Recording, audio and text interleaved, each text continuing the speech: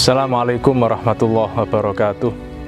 Bismillahirrahmanirrahim. Alhamdulillahirrabbilalamin. Wassalatu wassalam ala sayyidil mursalin Sayyidina Muhammadin al-mabuthi rahmatan lil alamin wa ala alihi thayyibin at-tahirin wa ashabihi huril mayamin wa man tabi'ahum bi ihsanin ila yaumiddin.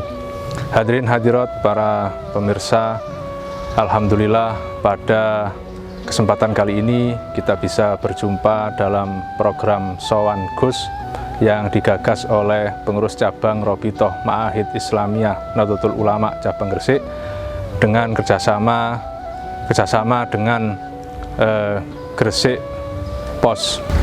Tema pada kesempatan kali ini adalah kiat-kiat agar Ramadan bisa lebih bermakna, atau dalam kata lain, bagaimana cara kita mencari pahala, bagaimana cara kita menggali pahala sebanyak-banyaknya di bulan yang sangat mulia ini.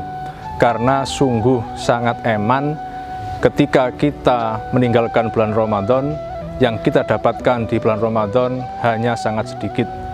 Bahkan di dalam salah satu hadis disebutkan, para malaikat menangis ketika bulan Ramadan ini pergi, sebab bulan Ramadan ini bulan penuh diskon pahala, bulan yang sangat banyak sekali Allah menurunkan rahmat di dalamnya. Lalu bagaimana agar kita bisa mendapatkan pahala yang lebih banyak lagi di dalam bulan Ramadan ini? Tentu ada triks dan tips yang bisa menambah pundi-pundi pahala kita. Di antara hal yang bisa kita lakukan adalah dengan memperbaiki niat kita. Ketika kita niat untuk ibadah, baik ibadah yang berupa mahdho atau ibadah yang ghairu mahdho, ini bisa kita tingkatkan lagi dengan memperbaiki dan juga memperbanyak niat kita. Terkadang kita melakukan suatu hal yang mungkin sifatnya biasa, tapi kalau kita niati menjadi ibadah, maka itu akan bernilai ibadah. Contoh yang sangat simpel, misalnya ketika panjenengan berangkat traweh ke masjid, kemudian ada tetangganya yang berjalan kaki dan sampean naik sepeda. Ini tetangganya diajak untuk naik sepeda dibonceng dan sampean niati, ya Allah saya ingin sodako bonceng sepeda. Tentu akhirnya panjenengan mendapat pahala gara-gara perbuatan ini sampean niati sebagai ibadah. Perbuatan biasa yang diniati ibadah maka akan bernilai ibadah. Dan yang kedua adalah dengan cara memperbanyak niat. Jadi niat dalam ibadah sunnah itu boleh dirangkep-rangkep asalkan dalam bentuk yang sama. Misalnya panjenengan mau sholat duha. Sholat duha ini niatnya bisa dirangkep-rangkep dengan apa? Dengan sholat wudhu.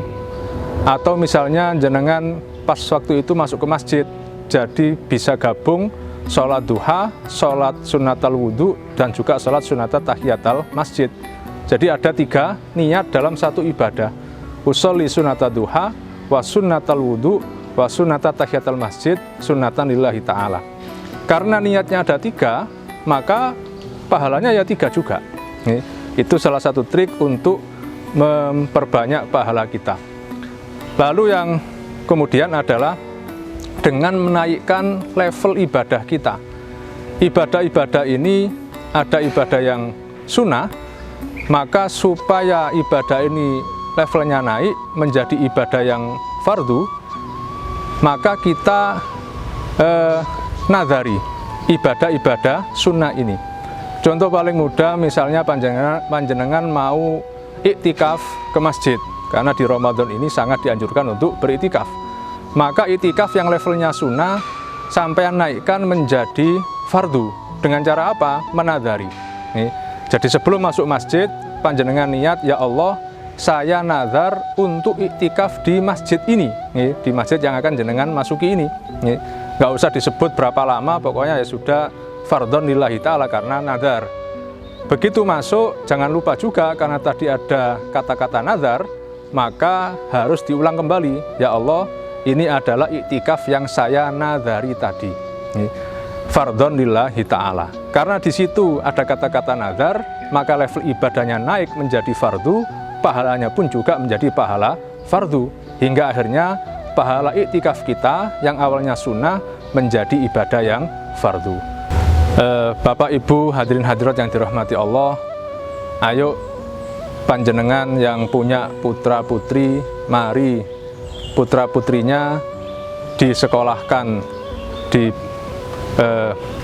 sekolah kami yang berbasis pondok pesantren, yakni di Pondok Pesantren Komarudin dengan berbagai macam unit pendidikan yang sangat lengkap, mulai dari tingkat PAUD, tingkat TK, MI, Madrasah Sanawiyah 1 yang khusus putra, Madrasah Sanawiyah 2 yang khusus putri, SMP berbasis pesantren, Madrasah Aliyah, SMA, SMK, dan juga universitas yang ada di Komarudin ini. Jadi, kalau tingkat pendidikan dasarnya lembaganya bernama As-Sa'adah, kalau di universitasnya namanya Komarudin.